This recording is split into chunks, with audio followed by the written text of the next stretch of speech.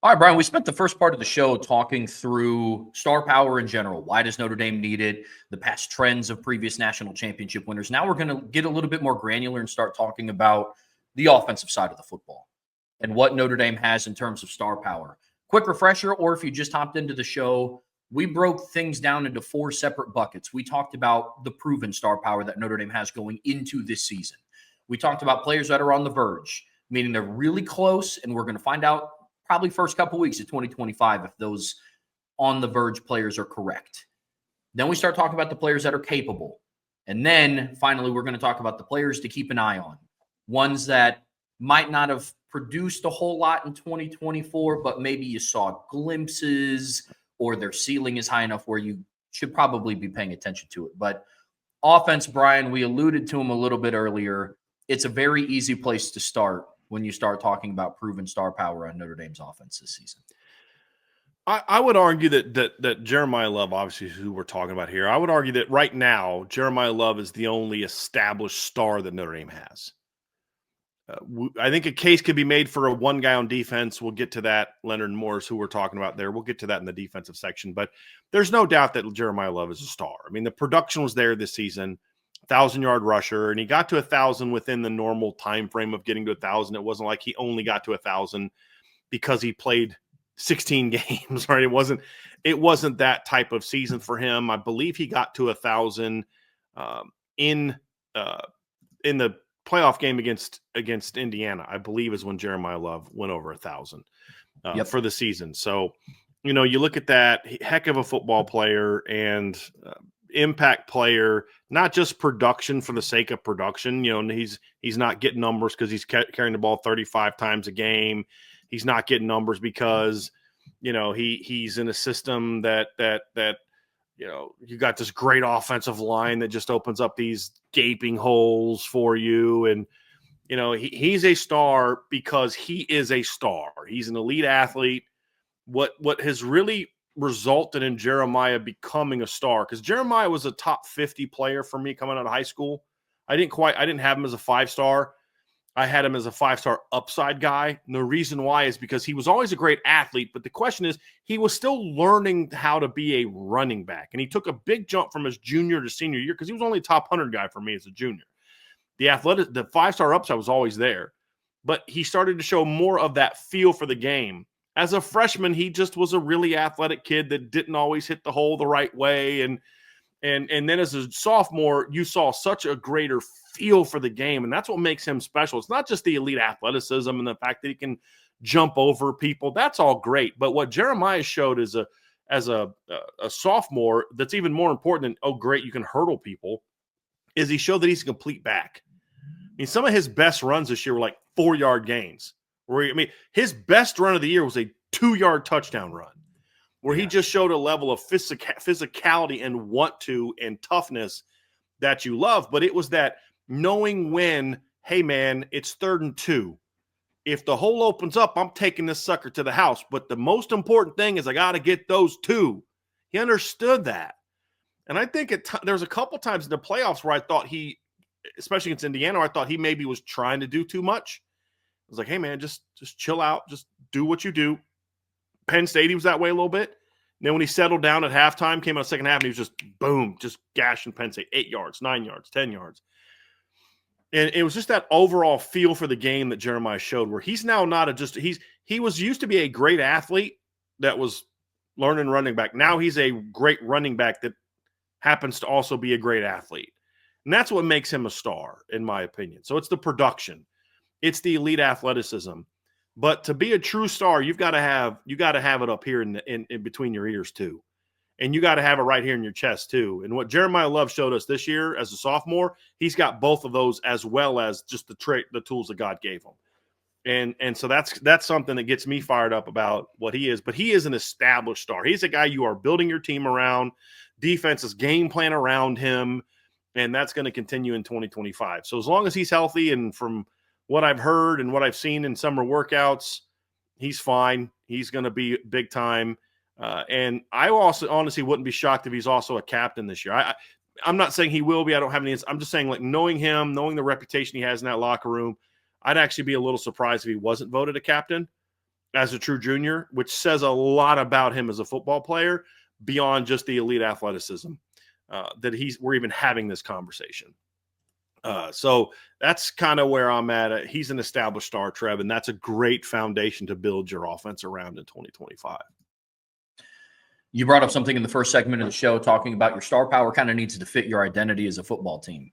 And Marcus Freeman wants to be a line-driven program that has the ability to run the ball and stop the run. And Jeremiah Love fits that bill. Of all the criteria that we listed off about what it means to be a star, the conversation on Jeremiah Love is fascinating because we talked about stars in the postseason will draw attention on game plans. We've seen that before. And it enters the conversation as more of it, especially on offense, which we're getting ready to break down here. But when you reach a certain point in the postseason, the star power Notre Dame had last year got them to the point that they got to last year. They just ran into a team with a little bit more of it, if we're just being truthfully honest. But Jeremiah Love coming into this season, one, I saw Archer put it in the chat. He said that there's a chance that both number 4s on offense in the national championship game are probably going to be two of the best offensive players in the country. And I wholeheartedly agree. Because Jeremiah Love is that guy. He's the guy that we sit down every Saturday night in a post game, and we're breaking down other aspects of the game, and we're sitting around talking about who else had a really good performance, and then always at some point in the night, it's, man, did you see Jeremiah Love? Did you see this play that he did? And he started to do it in other facets without having the ball in his hands. That's a pretty quick jump from an electric true freshman with a lot of potential to just your true sophomore year. I mean, some of the best impactful plays that he had this season was as a lead blocker around the goal line. He took a lot of pride into laying the smackdown on somebody around the goal line, almost as much as he took pride in scoring touchdowns himself. His two most, not flamboyant, what's the word? Exuberant celebrations this year on a touchdown were not on his own touchdowns. They were him laying somebody out and him getting up, just going nuts. Like when he scored a touchdown, he'd do the, thing. And it's kind of like, yeah, I got mine. And then he goes celebrate with his teammates. When he laid out some guys out for Riley to go score, that's when Jeremiah showed some, whoa, that kid's fired up about that touchdown. That says a lot about, like you said, that pride that you're taking in it. And I'm gonna be I'm tougher than you. I'm stronger than you. I'm not just faster than you. Yeah, I can jump over you, but I'm stronger than you too. I'm tougher than you too. I mean, like the run that I loved obviously the 98-yard touchdown run was a great run, but like he's really fast and they open up a big hole and he read it perfectly and scored. My favorite run in that game was when he face planted that DB on that outside run where he literally just shoved his head into the ground. I'm like, okay, that's a man run right there. That's a grown man run right there. Yeah. And that's just one of those things that really makes him a special player, Trev. And I love that you brought up the blocking stuff because that's so true. That's what shows he's not just a get me the ball or I'm not happy kind of guy. You ever see him on the sideline when Jadarian breaks off a big run? Oh, yeah. And he's just as far. He's actually more fired up when that happens than when he scored. Same with Aeneas. And then you see that from Jadarian as well. You want to know why the running backs haven't transferred? That right there. It's that brotherhood that Dylan McCullough built in that room that Coach Sider's now going to have to continue. I love that room, but that's part of being a star is, are you a great teammate? And it's not, I mean, you can have stars who aren't great teammates, but it certainly helps if you're trying to win a national title. And you saw that from Jeremiah Love. That's the kind of stuff that makes me, that's why you and I say, Trev, we won't be shocked if he's a junior captain. It's not because he's their best player. It's because we think he's a great teammate and a great leader as well. Being a great player does not equal, I would never give my best player a C on his chest just because he's our best player and want to keep him happy. The C on the chest should be all about the guys that are the true leaders of your football team. And that's why we advocate for that. And so he certainly has that. So that's the one, I would say, established star that Notre Dame has on their football team, but especially on their offense. Absolutely. Absolutely. Keeping the train rolling here. Next bucket we're going to start talking about here, Bryan, is players that are on the verge. And it's ones that coming into this season, we saw glimpses in 2024, and it would not surprise us in any fashion if very quickly in 2025 they solidified themselves as a week in and week out star. The first guy that I know we're going to talk about, and it's fitting because I just saw Salty put his first thing in the chat, is wide receiver Jaden Greathouse. And he's somebody that we saw a lot from this postseason from. A lot of the reasons that inhibited, for me specifically, of him moving into that proven category, some of it were for reasons outside of his own doing. It's when you walk away from a game with one target, it's tough for you to kind of make that jump. He is all more poised to become a proven star in 2025. So a lot of our shows, Trevor, about looking at the spring. But the reason this isn't a spring-focused show entirely, and there will be some things we're going to talk about that we're going to be keeping an eye on in the spring and things along those lines, is because a lot of these guys aren't going to me, I don't think, are going to be getting the full repertoire this spring. I don't think Jeremiah Love is going to be getting a full normal spring workload. I don't think Jaden Greathouse is as quite as much. So there's some different things and then some of the guys on this list are guys that aren't even going to be around this spring, Malachi Fields and Boubacar Traore, who are for different reasons won't be practicing. But this is more of a projecting into the 2025 season. But there are some things I want to see from Jaden this spring. I want to see him repeat the spring he had last year. I want to see him be more of a leader. And it's also not a surprise that the first two guys we're talking about are two guys that we've talked about as potential captains because of the work ethic, because of the leadership they provide. But what I love about Jaden Greathouse is he was a money player for Notre Dame. When you think about, there's a lot of things we could talk about of why he could potentially be a star player. He's a very quality athlete. He's a great ball skills. He's smart. He knows how to get open. His football IQ is exceptional, in my opinion. He's got very good ball skills. The last 2 years, he's had one drop on all the targets he's had, and it was the most easy catch he could have ever made, and you could just see it in his face, like, what just happened? I've never done that before. Didn't drop another ball the rest of the year, so he clearly didn't let it get to him. But there's levels of his game that need to improve. I think more consistency off the ball is going to help him, more urgency as a route runner. His top ends at times are a little inconsistent. That factored into him maybe not getting the ball at times. And so there's different things that certainly he can get better. He's not a complete player at this point in time, which is encouraging because he is a young guy, can get better. But he's also, what I love is on top of being all those good things that we've talked about, the great ball skills, knows how to get open, great feel for finding soft spots in the zone, knows how to win off top ends, things along those lines, is Jaden seemed to be at his best in the biggest moments. And you saw it from the first game of the year to the last game of the year. He had biggest catch in the game was like what, an 8-yard gain on a 3rd and 5. Yeah. You think about the game against Penn State, and we all think of the long touchdown where he just smoked the guy off the line of scrimmage and catches the ball, jukes another guy, goes in for a long touchdown. Big moment for Notre Dame, obviously, but he had 3 third down catches in that game that were way more important, or just as important as that. It's hard to say way more because that one resulted in 6 and the others didn't, but that you don't get to those points if he doesn't make those plays. You think of that 3rd and 9 where they throw the back shoulder and he just makes I still don't know how he caught it. Meaning I just thought the ball was going to be too high. I know he can make that kind of catch. I just thought the ball was too high. And just to watch him go up and snatch it. He had the other 3rd down catch where he just kind of found that soft spot. Riley was running left, and he kind of dumps it off to him. But Jaden does a great job of finding that soft spot. But then, what was it? The final drive? It was the field goal drive, I believe. He caught a 3rd down pass on that. I believe it was a 3rd down pass between 2 guys. And what I loved about the play, Trev, is that it was a play where he couldn't run the route the way you needed to run the route, or the way you're taught to run the route. He saw, okay, this is going to break down. And if I keep going, I'm going to run right into the opposing team. And I can't take that chance. So what he did was he sat down, presented himself to the quarterback, and the quarterback got him the football. And that's just football IQ, but then also having the wherewithal and the concentration to be able to stop and turn back and make a catch in between 2 guys. I mean, it was really just an exceptional play.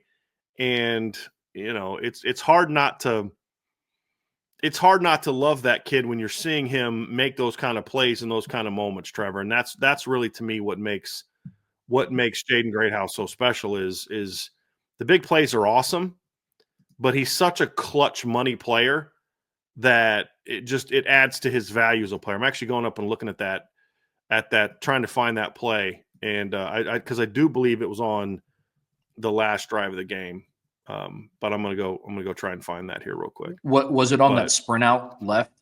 That Riley? No, it was on a different one. That was earlier in the game.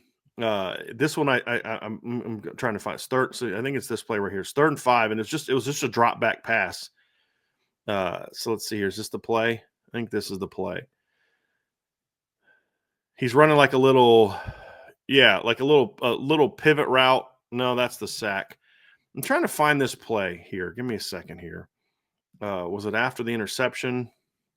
I'm pretty sure it was on the last drive of the game, on the field goal drive, but I'm trying to find it here real quick.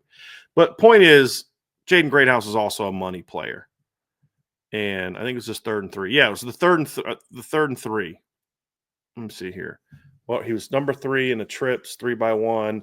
It's a sprint out. He was running an option, and he throttles, and he throws it back shoulder. So it was a sprint out, but it wasn't the scramble sprint out that I'm talking about earlier where he just worked behind and then Riley dumped it off. He was running a little sprint out. Jaden's running an option route as a number 3 guy. Just settles right in that hole. Number 6 and 7 are on opposite sides of him. Riley throws it inside where only he can catch it. Makes a great back shoulder type of snag, convert it, sets up the game-winning field goal. Because at that time on 3rd and 3, if they don't complete that ball, Trev, they're at the 35-yard line. Now you're talking about needing him to make a 53-yard field goal. Yeah. That's a little tougher task, and he catches it and gets the ball all the way down to the 25. You're out of field goal range before the play is snapped. His play on 3rd and 3 gets you in field goal range and you win the football game. Like, that was every bit as big as any of those other plays that he made in that game.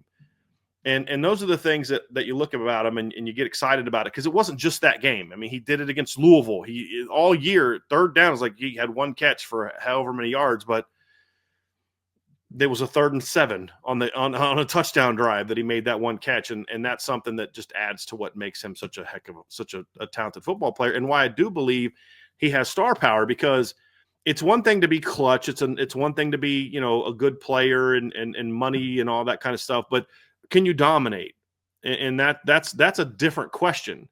And there are players, as you and I know, Trev, that are really good football players, but they're not guys that you would constitute, you would argue are stars, because they're just not dominant. They don't have the production potential to be dominant. They don't have the talent to be dominant. They're good football players, but they're not just dominant football players. And my thing about Jaden Greathouse is I think he's both. I think he is clutch. I think he is money. I think he's a leader. I think he's smart. I think he's all those things. But I also think he's a guy that has the talent to be a game changer. And we saw that in the 2 biggest moments of the year for this team. We saw him step up in those moments and just take games over and make big plays. And he was doing it against other big-time players. I mean, look what he did against Ohio State to Caleb Downs. That wasn't an accident. That was a freaky athletic play that not a lot of guys can make. And there's a reason Caleb Downs doesn't get beat on plays like that, because not a lot of people can juke him in space the way that Jaden Greathouse did. And so that's why I think that Jaden Greathouse is someone he's on the verge of it, but he's not there yet. Because just doing it in the semifinals and championship game doesn't make you a star. It makes you clutch. It doesn't make you a star. For Jaden, it's about taking that level of production and being more consistent with it throughout the course of the season. And that's what I think he's capable of, that he did not do in 2023 or 24. Part of it was on him, and then another part of it was not on him. And to be a star, you can't go 5 games where your production is 1 catch for 17, 1 catch for 12, 1 for 6, 1 for 8, 2 for 6. That's what he did from Virginia to Georgia. That's not star production. But as you said, that's not all on him. A receiver can't throw himself the football. You know what I mean? And that's kind of that next level for him. But he has the tools to be a star player. That's why he dominated in the state of Texas at a level that few have ever done in state's history. He's one of the, I think, top 5 all-time receivers in Texas from a production standpoint. And, yeah, he's a big-time player. Yeah, Jaden Greathouse is consistent in every sense of the word. The production now just kind of has to follow and match. But players who are that clutch aren't just that clutch because the moment dictates that. It's because they showed a level of consistency as the year has gone on. And that, to me, speaks volumes to a guy like Jaden Greathouse, but he's also a consistent leader. All the stories that I heard about him from last spring and the step up that he had last spring is monumental, especially leading into this upcoming spring. That's just a little bit over a week away. So for me, Jaden Greathouse, in the same boat as you, Bryan, definitely on the verge of becoming that breakout star. But again, it's tough to put somebody in that box of a proven star when you had, I think, that 5-game stretch of what he had. And I think he had 7 games total in 2024 with just 1 catch, 6 or 7 games with just 1 catch. So it's one of those where for him, as long as the production starts to match, it will be to the surprise of nobody that he becomes a porn star. 1, 2, 3, 4, 8 games of 1 or 0 catches, and then another game with 2. So again, there's a level of consistency from a production. That's half your season. You caught 2 or fewer passes. Yeah. That's not star production. So that's why we say he's not there yet. But what you saw, and here's the thing, Trev, sometimes we can make too much of how a guy performs in a particular game or 2. Yeah. And you can take a game or 2 where a guy, and it's what you were saying earlier. It's like you can take a game or 2 where a guy has a really good game, and you're like, hey, that guy can do that all the time. And I don't necessarily believe everybody can. Some guys just have the game of their lives. It happens. But with Jaden, however, I do believe he has the tools to do that more consistently. But it's not going to be going out and every week having 7 for 105 and 6 for 128. What I want to see more of are the 5 for 66s like he had against Florida State, more of the 4 for 61s like he had against Louisville. Those are going to be more of the normal games, and then he'll have the 3 or 4 100-plus type of games. Oh, yeah. It's more of those where if you replace a bunch of those 1s with 4, 3 or 4, and replace some of those 2s with 5 or 6, you still only have 3 games you went over 100, but you're a big-time player. You're a difference maker. And that's the thing that to me, I think gives him a chance to be a dominant player. I mean, you look at, we were talking earlier about Brock Bowers and the kind of player he was at Georgia. Brock Bowers is a great player. Brock Bowers never had 1,000 yards receiving in a season. Brock Bowers had 1 season out of 3 with more than 7 touchdowns in a season. One year with double digits, and he did that as a freshman. You look at Brock Bowers for as good as he was in as a freshman, he had 4 games at over 100 yards. And only 1 of those 4 went for over 107. He had 107, 101, and 100. Right? In the second year, he had 3 100-yard games his second year. That's it. And then in 2023, he had 3. Now, he missed some time that you were injured, but this isn't a guy that was going out there catching 7 balls for 120 yards every single game. And that's not what we're talking about, because they don't play in an offense where that's going to be the case. And there's too many other weapons for that to be the case. But Jaden needs to be 3 to 5 regularly, and then the occasional breakout game. That's where Jaden needs to be. And that's what he's capable of being. And if he can get to that on a regular basis, he'll be a star player, because you're going to have to game plan for him. And on 3rd and 5, you're going to be like, we got to stop 1. We got to stop 1. We got to stop 1. And then all of a sudden you hit that, that corner route to the tight end behind him, because the safety's so focused on him that you run an out cut, a little flood action, deep corner over top, and boom, big play. Because you're taking advantage of the other team, knowing that, hey, 1's going to get the ball here. We got to stop them. And that's kind of where I want to see Jaden. And that's what I think he's capable of being. It wasn't just a fluky game where the defense wasn't trying to guard him and he was able to take advantage. I mean, he made plays in those games in clutch moments. And I think he's capable of doing that far more regularly next season.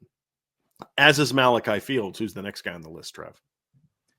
Yeah, the next guy that we're going to talk about here on the verge is somebody that's actually not even on campus yet. And we're talking about transfer wide receiver Malachi Fields. We've broken down a lot of his gameplay and a lot of what he brings to the table. And Notre Dame has now found themselves a solidified boundary receiver with him coming to campus, but he won't be here in the spring. But again, this is a show talking about big picture, a little bit of projection for the season of 2025. And he comes to South Bend after back-to-back 800-yard seasons at Virginia in 23 and 24. He had 5 touchdown catches in each of those years. And last year, he was voted a team captain by his teammates at Virginia. And so when you bring a guy of that caliber into South Bend, it makes sense to slot him in as one of the guys that has the opportunity and has the potential to be a star for Notre Dame in 2025 for all the reasons that we talked about. Because he's a proven leader. He did it at another Power 4 program. Because he's played against a lot of the similar opponents that Notre Dame has faced and will face in 2025. Because he has the talent, the skill set, and the production that follows. It's really exciting to talk about how Notre Dame potentially going into 2025 has 2 receivers now with the addition of Malachi Fields that are on the verge of becoming stars. Something that I don't think Notre Dame's receiving corps has been able to say for a while. So next guy on this list, Bryan, wide receiver Malachi Fields. He comes over from Virginia. A lot of things to like about his potential to be a star on this offense, especially with new personnel coming in. Mike Denbrock's second year at the helm at offensive coordinator. Malachi Fields could have a big year in South Bend. And it's one that I wish I had the opportunity to watch him play in the spring up close in person. Yeah. That's for sure. He's one of those guys, Trev, where for me with Malachi, it won't be about the production necessarily. I mean, he could be a 70-catch, 1,000-yard guy. I mean, he could do that, especially if they play enough games. I'm not saying he can't produce at a high level. Would you be shocked if Notre Dame gets to the national semifinals if Malachi Fields has, 70 catches for 1,000 yards and 10 touchdowns? I won't. No. I mean, if they play enough games. Now, I think he'll probably need the extra games to get there because, A, who's the one proven star that Notre Dame has on offense? It's a running back. It's I mean, you know what I mean? Like, there's still going to be a team that that runs the football, but I do think they're going to throw the ball more. There's also got to contend with Jaden Greathouse is going to get some of those catches. I think the running backs are going to get more catches next year. You're going to have Will Pauling, Jordan Faison, Micah Gilbert, potentially KK Smith, potentially Cam Williams, potentially Logan Saldate, potentially. I mean, there's a lot of guys. And then I didn't even get into Eli Raridan and Ty Washington or Jack Larson or whoever the other tight ends are.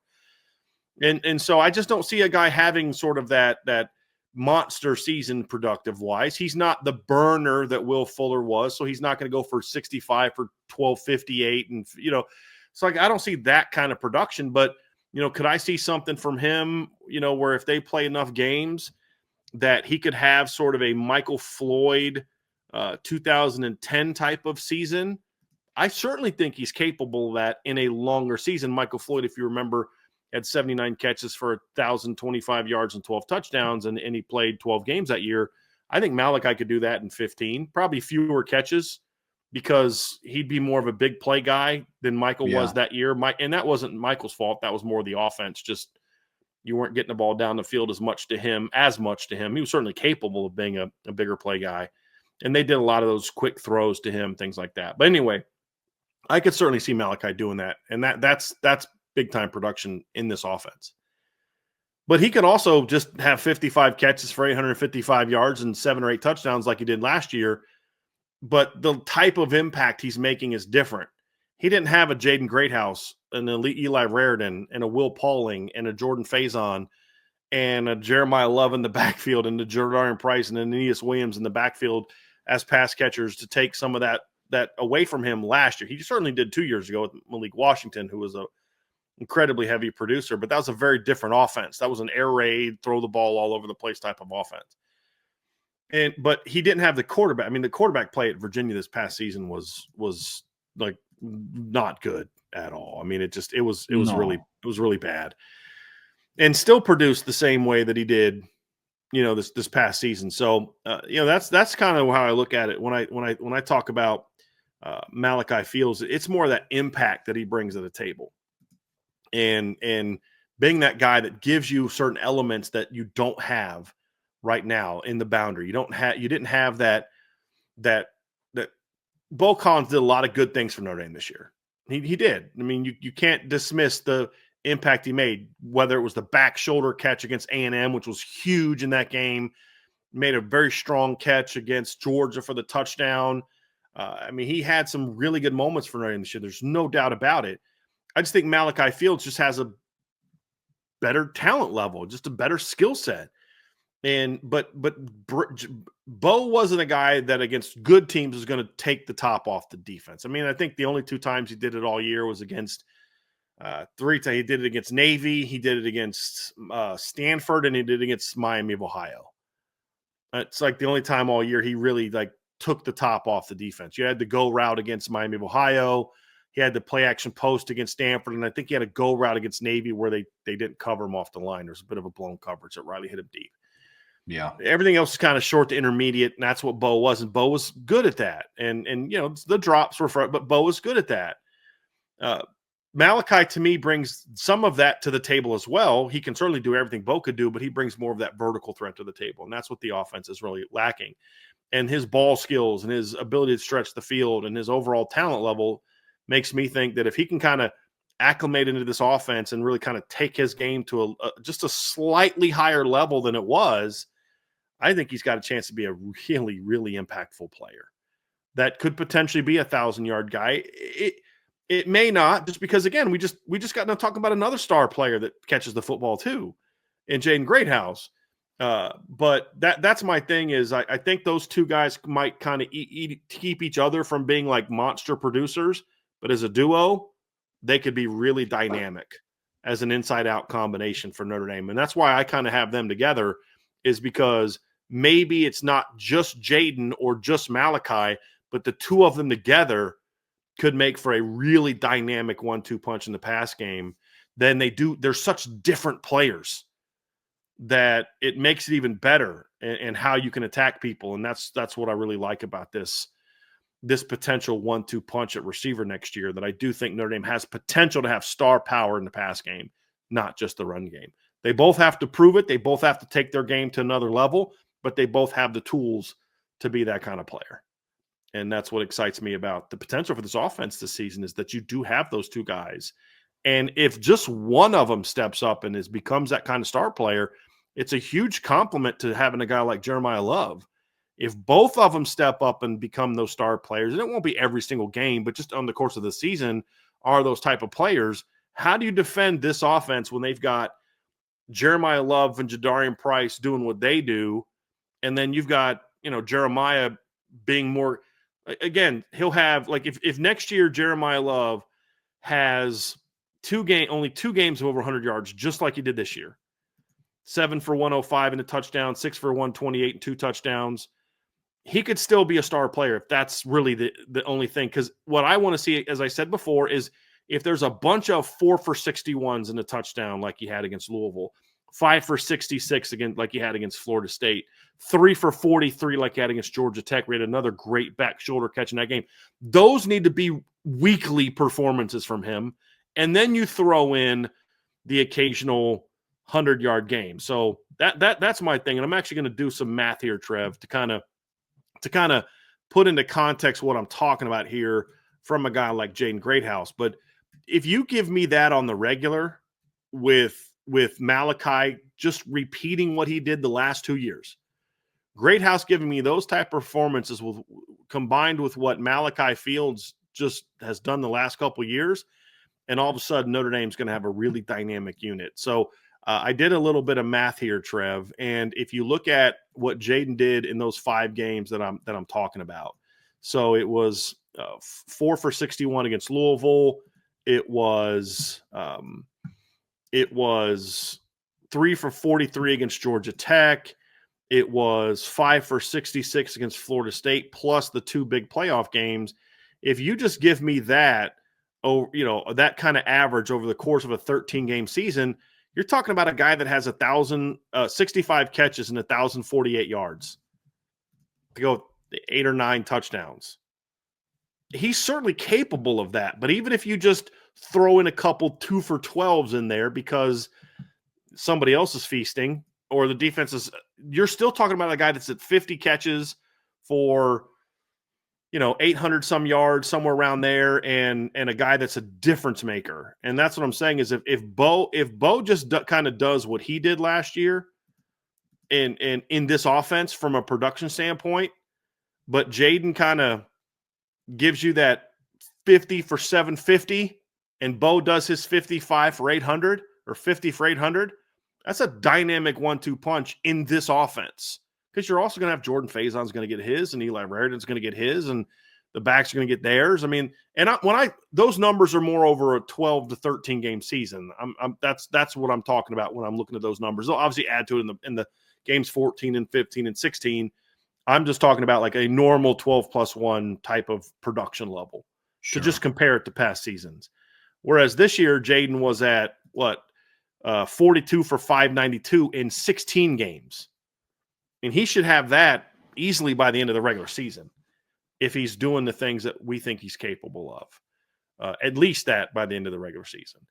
And then again, that's just that adds a lot to your offense. But if you add that and Malachi can step up and be the player we think he's capable of, that's how this offense really takes that next level and starts playing like a championship caliber unit more consistently. I look at them very similarly to the analogy that you brought up about the Clemson corners with A.J. Terrell and Mullins, I believe was his name. Of maybe individually, one of them didn't have the star power of Jeremiah Smith, Jamar Chase, Brock Bowers, but together they were an absolute insane unit together on the field. And that's how I view Jaden Greathouse and Malachi Fields a lot. There's been a lot of speculation about numbers and what stats are going to look like at the end of the year. And Notre Dame's offense this year, barring any injuries, has a lot of different mouths to feed, which is a really good issue to have when you're talking about when you're talking about a program that you expect to play 14, 15, 16 games. But some of these numbers start to get a little bit more difficult to attain. You know, I've seen questions about, hey, will both running backs combine for 2,000 yards? And then will Malachi Fields have 1,000? Will Jaden Greathouse have 1,000? Will Eli Raritan get to 600? Will Jordan Faison get to 600? It's like, listen, guys, unless Notre Dame did 600 yards a game. Yeah. I mean, guys, this ain't 19 LSU. You know what I mean? Like, right. Yeah. Yeah. And as fun as that would be for us to talk about, I think some of it is a healthy conversation around sharing some expectations, which is why I'm glad that you did the numbers breakdown that you did. What does a star season look like? Because people hear star season or a star player, they're like, oh, 1,200 yards, 10 touchdowns. It's like, that's All-American. Mm-hmm. There's a difference. Yes. An All-American season requires a certain level of production. We're talking about star power that results in winning games and winning championships. Yes. There's a difference. And that's kind of where we're getting at with this one. Is, you know, absolutely. The numbers tend to kind of have more to do with the system you played in. It's like when Josh Doxson and Corey Coleman were named All-Americans over Will Fuller. There's not a coach in the country, including the coaches at TCU and Baylor, if you could get them in a moment of honesty, if you could put like the Wonder Woman lasso of truth around them, like, yeah, I'd rather have Will Fuller. Let's be real about that. You know what I mean? Like, they'd rather have Will Fuller.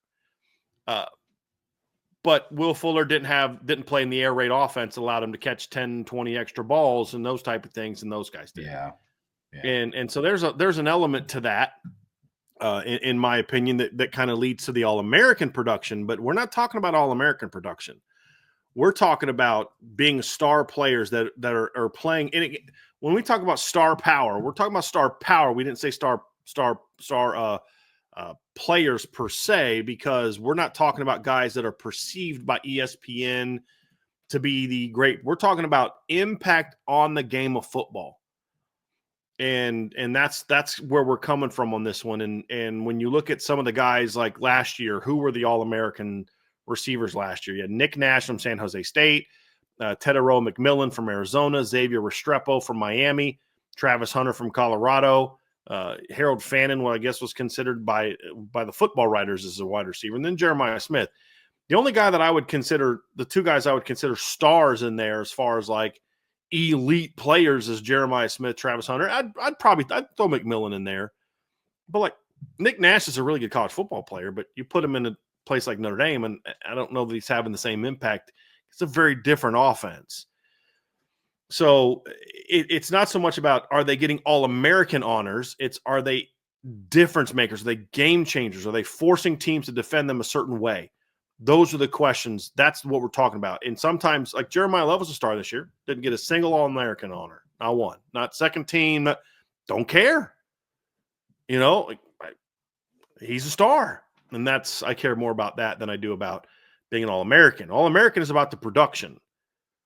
But it also doesn't mean that they can't get that level of production in some capacity. It just means it's not necessarily needed for them to impact the game the way that we're talking about. Because again, we talk about Georgia and the year that they had Ladd McConkey and Brock Bowers. Has anybody seen like what Ladd McConkey's doing in the NFL? In 2022, in 15 games, Brock Bowers had 63 catches for 942 yards. Ladd McConkey had 58 catches for 762 yards and 7 touchdowns. Now, Brock Bowers was an All-American that year because he had a reputation and he was a tight end, and that's elite production for a tight end. But if Notre Dame had 2 receivers that were putting up those numbers, neither one of them are All-Americans. Neither of them are sniffing an All-American team. But what did Georgia do that year? They won the title. And that's where we're coming from. Absolutely. Absolutely. The next bucket that we're going to talk about here, Bryan, is the players that are capable of taking that step, which is a little different than on the verge, because obviously players that are on the verge are definitely capable. But these are guys more of we need to see a lot from them for them to get there. But they are absolutely more than capable. And the list that we came up with all kind of live really in the same position group. And we're talking about the offensive line here. And there's a couple of players that stood out to us, Bryan, when we talked through players who are capable of becoming a star in 2025. You know, you got Billy Schrouth. He's one of the more veteran players returning in terms of snaps played, games played in. You have Emil Wagner, who is your only offensive lineman that remained healthy and started all 16 games for you in 2024.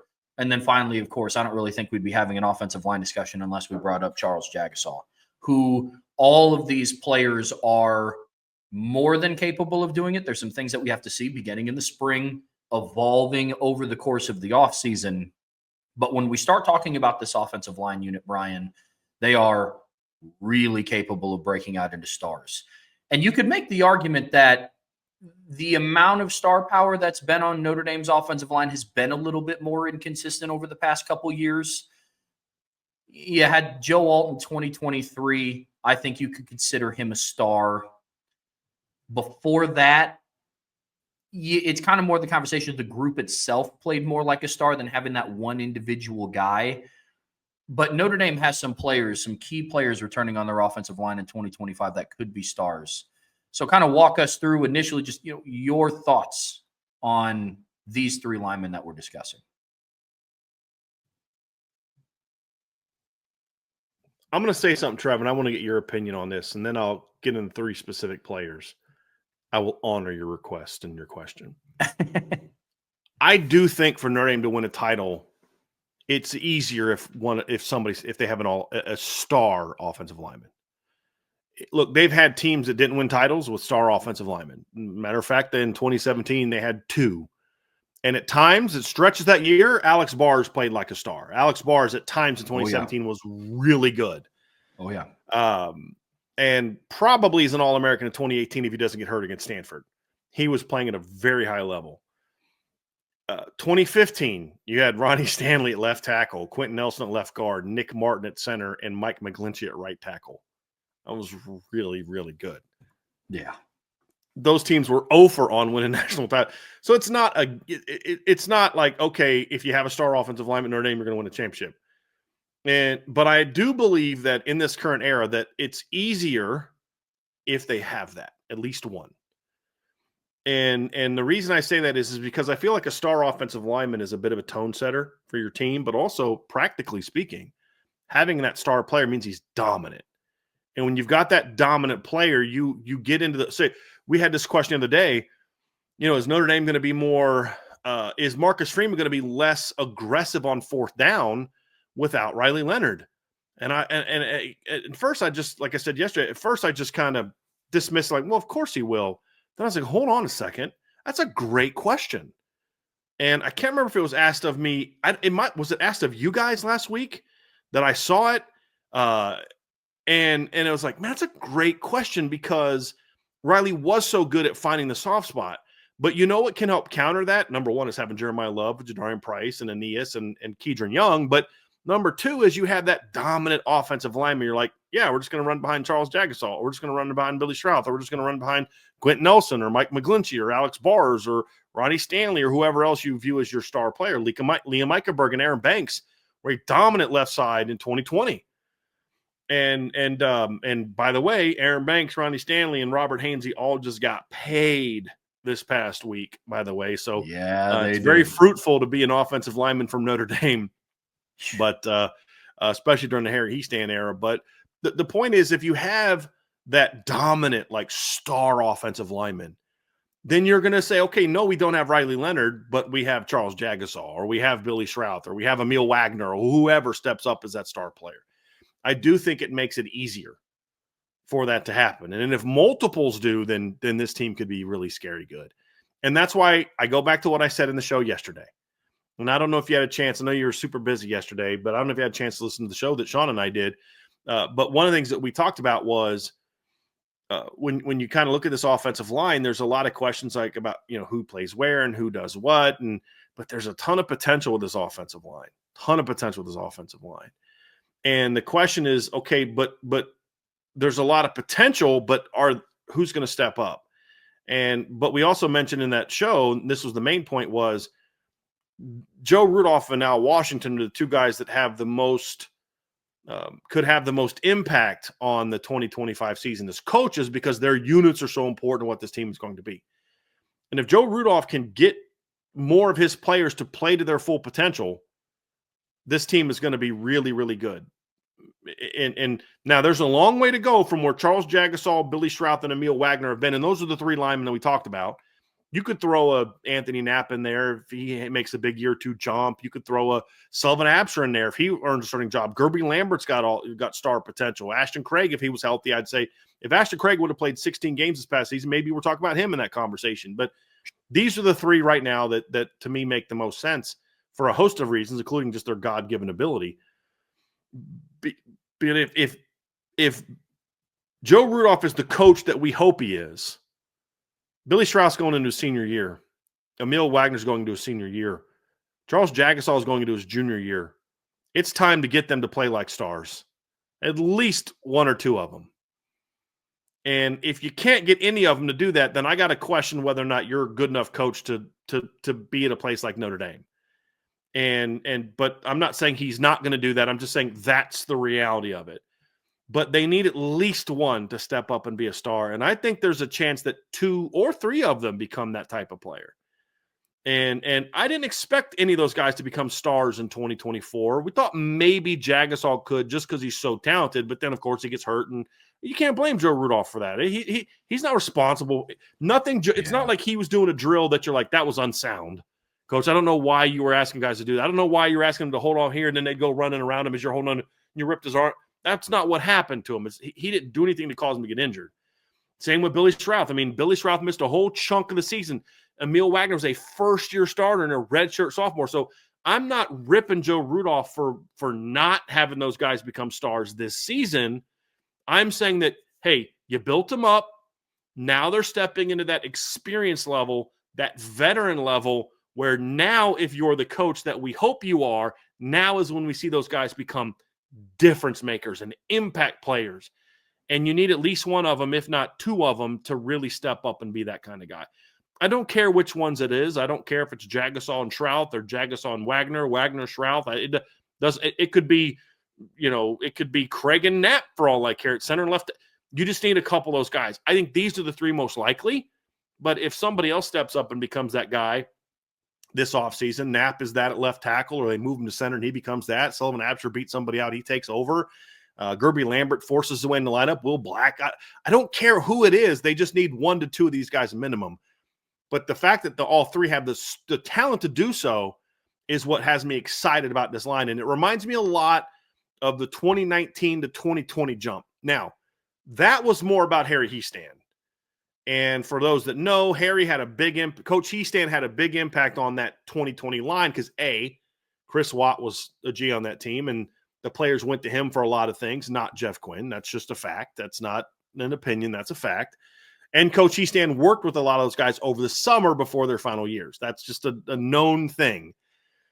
and that had a big impact on what they had. This is a different situation. This is more about you have an offensive line coach who has developed guys into high draft picks and developed All-American offensive linemen in his past. It's now up to him to take those guys and get them to that level. And in 2019, like you saw flashes of that line, but it's kind of up and down. And then 2020, you kind of put it all together. Liam takes a big jump as a left tackle. Robert takes another big jump. Aaron Banks took a huge jump at left guard. Jarrett Patterson was a first-year starter, redshirt freshman in 2019. 2020, he had more experience under his belt. You just had a more veteran team in 2020. Tommy Kramer was healthy. When he was healthy during that season, was a good football player. You could just see it coming in 2020. Even though the inconsistency drove you a little nuts, you could see, hey, boy, if they can put it all together. And the talent of this group is even better, in my opinion, the talent of that group. Just the God-given ability of that group. Aaron Banks and Charles Jagusah have some similarities. Charles Jagusah is a more talented player. Robert Hainsey and Emil Wagner have some very similarities. Robert had way more experience and technical proficiency. Emil's taller, longer, same weight, better athlete than what Robert was. Is he as tough as Robert? We'll see. Is he as fundamentally proficient as Robert? We'll see. Not yet. We'll see. But if he becomes those two things, the God-given ability is legit. You know what I mean? And Billy Schrauth is to me very similar to what Tommy Kramer was in 19. When healthy, he was a pretty good football player, but he was just really inconsistent. And then Tommy took a step in 2020 prior to the injuries taking over, and that's why that line was so dominant in 2020. I think this line has a chance to be special. It should be. It's going to be about, can you develop it? None of those guys are close to that yet, but they all are one good offseason away from getting there. Jagusah is just about, dude, stay on the freaking field. He started 2 games, looked pretty darn good in both of those games. And he was pretty darn good coming off the bench against Penn State. I think Sean mentioned it yesterday, Trev. He was talking about how good they were in the second half. A big part of it was Emil and Charles side by side were really good. Facts. Whether you have them a left tackle, whatever, but now it's take that next step. They've got to get there, but take that next step. And if one of those 3 guys, or I'll just say this, the more of those 3 that become stars on the offensive line, the harder it's going to be for teams to stop this. Could you imagine Jeremiah Love and Jadarian Price playing behind a line that's actually dominant? Not because what did we say this year? So many of those runs were just, hey, they got a body on a body. And that's all we need him to do with that backfield. Imagine what it's going to look like when Billy Schrauth starts coming off the ball and blowing the D tackle off the ball by 2-3 yards. Or Charles look what Anthony Knapp, look at the 90-yard touchdown run. Why did it work? Was it just getting a body? No, it wasn't getting a body on a body. They got a body on a body, but then Anthony Knapp drove Mikhail Kamara off the ball. And that's why the 98-yard run happened. Because Jeremiah could get a running start to the second level. There was no move he had to make. He has to make a move. Maybe it's a 6, 7, 8-yard run. You get a little bit of breathing room. But because you dominate that guy off the ball, an 8-yard run turns into a 98-yard run. And that's the difference between getting a body on a body and dominating. And so they're capable of that. Now it's just about, can they take that step and do it consistently? And the more of them that do that of that group, the more dominant they're going to be. And if you get 2 or 3 of those guys playing at a really high level consistently, oh my goodness, this offense is going to be so much fun to watch. Because you've got the skill talent, Trev. We just spent the last hour talking about the skill talent. Yeah. Imagine if this line starts playing to its. Jagusah was a top 100 player. Emil's a top 100 player. Billy was a top 100 player. Gerby was a 5-star. Actually, Jagusah was a 5-star. Will Black was a 5-star. Sullivan Absher was a top 4-star guy, top 2 on my board. I'm talking about my board. I don't care what other people rank them. There's a lot of talent there. Can you turn it into proven consistent production? That's the question. And if it does, holy moly, this team is going to be really it's championship football right there, Trev. That's what it comes down to. That group right there playing like that. Legitimately. They got their butts whooped in the playoffs a lot more than they dominated. Let's be honest about that. Mm-hmm. And that's got to change next year. When I go and I think about star power along the offensive line, for me, it's more of a fail-safe. And what I mean by that is your skilled guys, even for when they're stars, will have a game where they're just, maybe the defensive game plan is such where they just get eliminated from it. We saw it from one of the best wide receivers in college football this past season. Jeremiah Smith was a non-factor against Texas. One of the big reasons why they ended up putting up 21 offensive points through 4 quarters. But you've seen it from elite teams before in the past. When I mean elite, I mean teams that have gone through and won the national championship. If there's going to be a day, no matter who the quarterback is, there might just be a game where they just don't have it that day. And that's fine. It's unrealistic to ask a player for 16 games in a season to win a national championship that they're just one of the best quarterbacks in college football week in and week out from a statistics standpoint. But when you have that star power along the offensive line, you saw it in 2023 with Michigan and Penn State. What the game dictated that day was for their offensive line to just step up and take over and pound the rock for the final 35 minutes of that game. And that's what they did. Notre Dame did it a little bit this past season against Georgia. Pass protection wasn't there. The passing game wasn't there. Riley wasn't seeing the field that great, so they just had to run the ball. But if you had a more dominant offensive line than what you had this past season in the Sugar Bowl from 2024, the 2024 season, I think Notre Dame puts up a little bit more points than just 23. That's the way that I look at it. But also, you will have a new starting quarterback under center. Having a dominant offensive line that's going to make them feel a lot more comfortable quicker than in comparison to if you're kind of still piecing things together. People are in and out of the lineup with injury. So consistency from a health standpoint and a play standpoint is going to be huge. Star power, I think, covers a lot of those bases like we were talking about. To conclude, Trev, before we move on to defense, we have kind of a final category of guys we're keeping an eye on. Guys that are either not in position to become stars or at least not full-time stars, but guys that have some tools to maybe be that. And there's really one guy and then one position that we're just going to briefly mention. And one is Jadarian Price. Jadarian was a really good player this year in the role he had. I still think there's another level for Jadarian to raise his game to. I think Jadarian at times last year, no, I'm getting 5 carries. So every time he touched the ball, he was looking to hit a home run. And at times that benefited him, but at times it was, hey, man, just take what they're giving you. Sometimes that's going to be a 3-yard run. And that's partly, Trev, why I thought arguably his best series of the year was that 16-play drive against Indiana.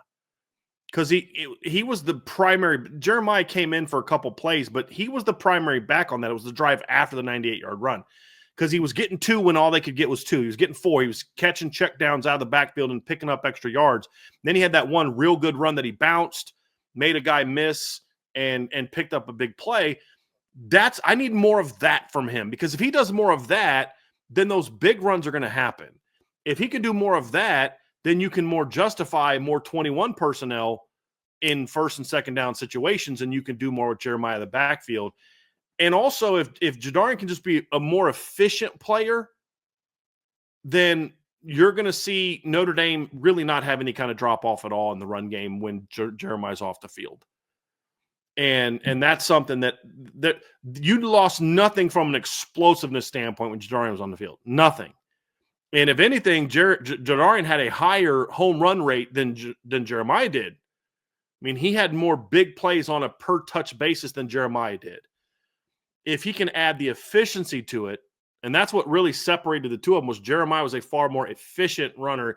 He could get 3 when you needed 3, where Jadarian sometimes would try to bounce it. Now, he also had some bad luck, and this is something that people overstate how, many negative runs. I mean, like the negative run he had against Penn State. Did you watch the play? The guard went the wrong way, and 2 guys came. Again, he destroyed the DB when he did go the wrong way, but 2 guys come untouched against Penn State. You're getting tackled for a loss. It's just the reality of it. And but the point is there is a level of efficiency that I think Jadarian can get to where now you're losing nothing at running back when he's in the game as a runner. You're not going to have the pass game weapon. He's not the pass game weapon that Jeremiah is. But hey, if I need on 3rd and 2, I don't need to take Jadarian out of the game on 3rd and 2. Right now, you might, because you're like, well, he may house it, but he may go for -2 because he's trying to hit a home run. And so that's a thing where if he and now it's not that he's a star, but now you're truly just he's a star by himself. Jadarian was a star, but we're looking at saying you had a star on the field anytime you were in a base situation at running back. He's one. And then the final one is quarterback. It's probably a year too early for the quarterbacks to be in this conversation, which is why we're talking about it here. But with all due respect to Steve Angeli, who's a great kid and a lot of good things, the other two quarterbacks have star talent. Steve's a winner. Steve is a really good game manager, great intangibles. Love the kid, the moxie, the confidence. The difference between him and the other two guys, if you really want to understand truly why we favor those other two guys over Steve, it's the tools. They have elite tools. He doesn't. And could we see that become sort of the moments of star play as first-year starters? Maybe. But it might be a year too early for that. But if Kenny or CJ wins the starting quarterback job, you'll have a quarterback with the arm talent to look like a star at times on the field, even if it's not a consistent thing. And that's something that gets me a little bit excited. They don't need any of those quarterbacks to be stars for this offense to be great. Just need them get the ball. Like, look, you got dudes around you. Just get the ball where it's supposed to go. But if they then play that way, it adds a lot more to it. So I just at least wanted to mention them in passing before we move on to the defense. Well, absolutely. The last thing that I'll say, the way that I look at these two groups between Jadarian Price and whichever quarterback earns a starting job is there will be moments in 2025 where they will have to be a star. I don't see a scenario, barring an injury, where Jadarian Price overtakes Jeremiah Love's proven star power. I don't see a situation where any one of Steve Angeli, CJ Carr, Kenny Minchie get asked to come in and be like, hey, can you put the team on your back for a little bit? Week after week after week. Right. Yep. But there will be a moment. We've seen that out of quarterbacks before. Stetson Bennett on Georgia's run, where it's like, hey, listen, based on our supporting cast and what our defense is, how well we run the football, we don't need you to put the team on your back, but there will be a point in the postseason where that happens. It happened with J.J. McCarthy against Alabama in the Rose Bowl. And Washington. There will come a point where that will have to happen, where they will have to have a star moment or a star performance, but it won't have to be for 14, 15, 16 games. And that's how I view them in that group. So, Bryan, that's going to do it for the offensive side of the breakdown of how we believe their star power is going to work out, who's poised to make a jump. Don't go anywhere, folks. We are getting ready to talk about the defensive side, and there's going to be some interesting conversation here because some of these players could be up for debate. But before we get there, folks, please be sure to hit that like button, hit that subscribe button, hit that notification bell, share this podcast with your friends and family. Whichever platform you guys watch us on, we'd really appreciate a 5-star review, whether that be on Spotify podcasts or Apple podcasts. We always enjoy getting to crank out the content for you folks. We'd greatly appreciate a 5-star review. And as always, the best way to support what we do here is subscribe to the premium message boards at boards.irishbreakdown.com. And as just a quick reminder, we will have a mailbag following this. So if you do have any questions, be sure to get those in.